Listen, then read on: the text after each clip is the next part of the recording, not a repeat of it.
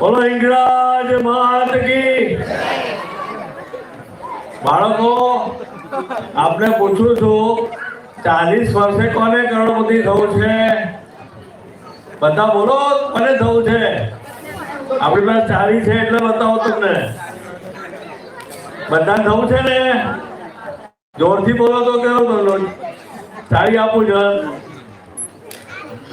તમારા subconscious mind ની અંદર બીજ મૂકી દો કે 40 વર્ષે હું આ જગ્યાએ રહીશ, આ જગ્યાએ કલેક્ટર રહીશ, આ જગ્યાએ સર્જન હોઈશ, આ જગ્યાએ ડીએસપી હોઈશ, ડીઆઈજી હોઈશ, પ્રધાનમંત્રી સુધી પહોંચી શકવાની તાકાત સબકોન્શિયસ માઇન્ડ ની અંદર છે।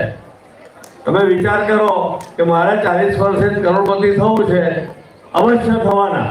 પણ બીજી મિનિટે તમે વિચાર એવો કરો, યાર હું તો ગરીબનો છોકરો છું, મારો ભાવસાર સમાજ બહુ નાનકડો છે, કેવી રીતે હું આગળ આવીશ, મને કોણ સપોર્ટ કરશે?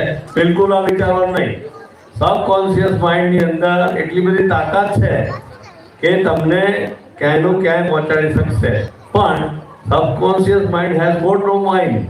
એને તમે નેગેટિવ તરફ કહો એટલે 0 થઈ જાય વિચાર। પછી મંગળ પર યાન મોકલવામાં આવે ને ત્યારે એની અંદર જે અણુશક્તિ મૂકવામાં આવે તો ગુરુત્વાકર્ષણની બહાર જતા સુધીમાં પરેશભાઈ 50% જે અણુશક્તિ મૂકી હોય એ વપરાઈ જાય।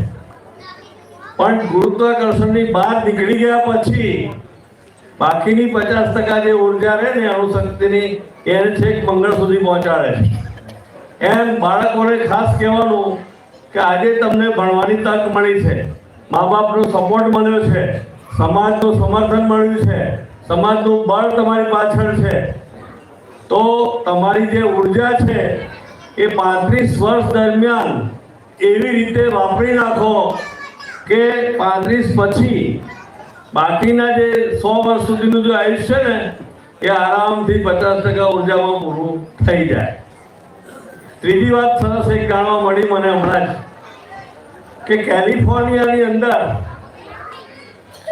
300 ફૂટ ઊંચા ઝાડ છે અને એ ઝાડની અંદર મૂળિયા છે ને એની ઇન્વેસ્ટિગેશન કરવામાં આવ્યું તો મૂળિયા ફક્ત 10 ફૂટ જ છે। પણ એ મૂળિયાની અંદર ખાસિયત એવી છે કે એ મૂળિયા એકબીજાના ઝાડનું જે ક્ષાર છે અથવાનું તત્વ છે અથવા તેની ઉર્જા છે એ ખાઈ જતા નથી, પણ એકબીજાને જરૂરી એના પોષણ આપે છે। અને એટલે 300 ફૂટ ઊંચા ઝાડ કેલિફોર્નિયા એટલે અમેરિકાનો વિસ્તાર એવો છે કે ત્યાં ગમે ત્યારે વાવાઝોડું આવે, ગમે ત્યારે ઝાડ ઉથલી પડે, પણ એક પણ ઝાડ ઉથલી પડતું નથી હર્ષદભાઈ। એમ આપણા સમાજ ભાઈઓ એકબીજાને બળ આપીએ, એકબીજાને જ્યાં તકલીફ હોય ત્યાં મદદરૂપ થઈએ તો આખો સમાજ જે છે એને ઉત્સાહવાની કોઈના બાપની તાકાત નથી।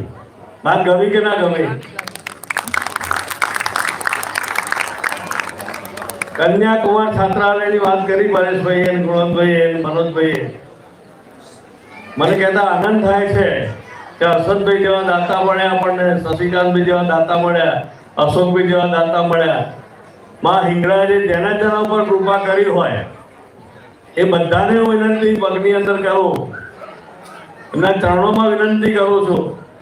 મારા ઘર માટે કંઈ નથી જોતું, પણ મારી દીકરીઓ, મારા દીકરાઓ અને જે કંઈ આરોગ્યની રીતે તકલીફમાં છે બધાને કહું કે એ લોકોને ક્યાંય તકલીફ ના પડે, ભણવાની સારામાં સારું એજ્યુકેશન મળે, સારામાં સારું જમવાનું મળે, અને એમને ક્યાંય પણ જવું હોય વિદેશમાં કે ક્યાંય પણ ભણવા માટે જવું હોય તો આખો ગુજરાત ભાવસાર સમાજ એવો સક્ષમ બનશે આ કાર્ય પૂરું થયા પછી કે ક્યાંય પૈસાની માગણી કરવા જવું નહીં પડે અને દરેક જગ્યાએ આપણે દરેક ગોળની અંદર મદદરૂપ થઈ શકીશું આપણા બાળકોને, વિદ્યાર્થીઓને। અને અમદાવાદની અંદર પીજીની અંદર માસિક 10-15 હજાર રૂપિયા ખર્ચે છે આપણા વડીલો, ત્યારે બાળકને ત્યાં ખાવા પીવાની સગવડ રહેવાની મળે છે।